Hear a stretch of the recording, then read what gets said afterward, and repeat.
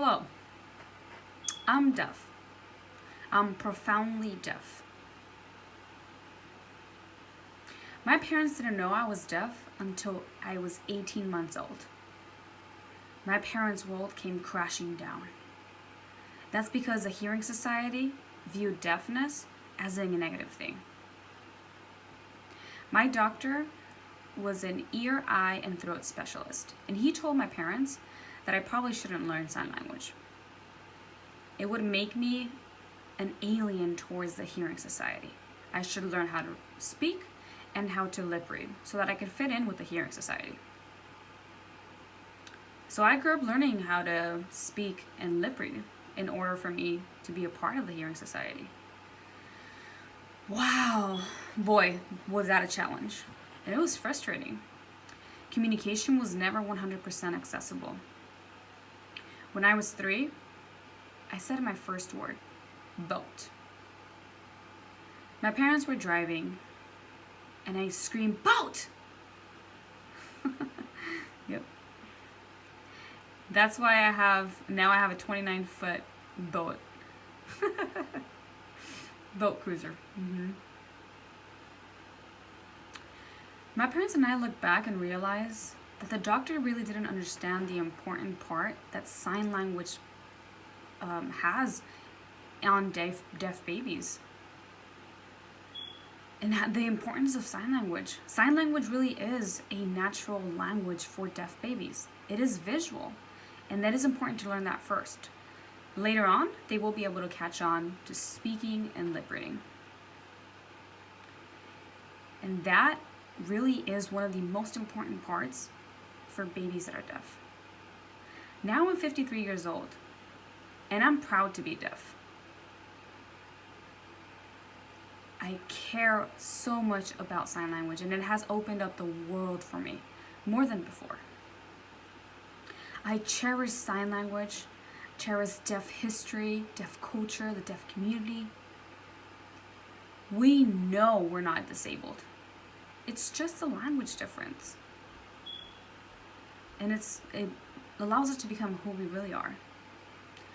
We can do everything just like you can. We have successful deaf lawyers, deaf doctors, scientists, electricians, teachers, athletes, actors. We even have deaf lawyers and deaf scribers at the White House. When I'm talking about culture, I'm saying we cherish deaf culture. It applies similarly to other cultures. Asian, Spanish, Black. They cherish their language and their culture just like we do. Just like we cherish our deaf culture and sign language. So, let me give you some examples of our deaf culture. Our normative culture. We can definitely be blunt. Yep. If you come up to me and I say, hey, wow, you've gained weight. What happened? I mean, hearing people don't really say that. They say, you look good. Or your haircut, or clothes, or, something's wrong. Like, what's wrong? Hearing people don't really do that. They're too nice. That's their culture.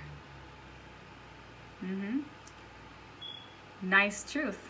Nice honesty. We also tend to look for details. So for example, if someone died, you ask them, hey, like, what's wrong? Like, what happened? How did they die? You ask so many questions in reference to that. Hearing people tend not to. Oh, they'd say something like, oh, I'm so sorry for your loss. For example, if I have a hearing student coming into my classroom, and they usually tend to say, oh, like, I'm sorry I'm late. But if it was a deaf student coming into the classroom, you say, oh, I'm so sorry I'm late. It's because, this truck, all these things fell off the truck's cargo, and then there was police and firemen, and then so much traffic, and I couldn't get through. They can go on for about 3 minutes instead of just sorry, I'm late. But that's part of our culture. We cherish information and value information sharing. let me tell you about our 5 stages of saying goodbye. If hearing friends come to my house for a party, they only stay for like a few hours and then they leave. And then just gone. Bye. But if deaf friends come, oh, they stay forever. Does not matter if it's midnight. I have to push them out of the door. So, also, if we're at a restaurant and we're chatting, the waitress comes or the manager comes and lets us know, hey, just to let you know, we're going to close in 5 minutes. Okay, yeah, sure. We continue talking for 10, 15 minutes, and then we get up, and then we move places, and we continue talking for another 10, 15 minutes, and then we go by the door and continue talking, and the manager's just like, shut off the lights, get him out of here. That, and then we go on to the parking lot, continue talking there. That's the 4th stage for a couple more minutes. Then we still get in the car and we chat some more until we finally leave. And that's the reason why we do that, is because we rely on information. Here in culture, you tend to hear information on a daily, just everywhere.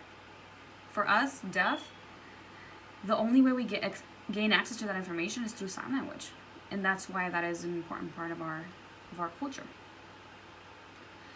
When we talk about signing, I have to mention sign language is not new. It's been here for thousands and thousands of years. We have to fight every day to cherish and to preserve our sign language.